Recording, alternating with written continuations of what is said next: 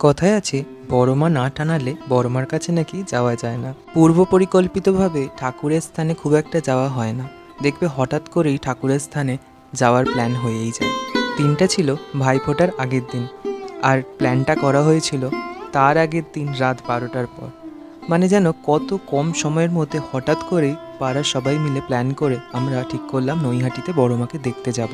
কথা মতো সবাই 9:30টার সময় আমরা বাসের কাছে গিয়ে পৌঁছলাম, আর তারপর বাস ছাড়লো আর নৈহাটি গিয়ে পৌঁছলাম আমরা প্রায় 1:30টা নাগাদ।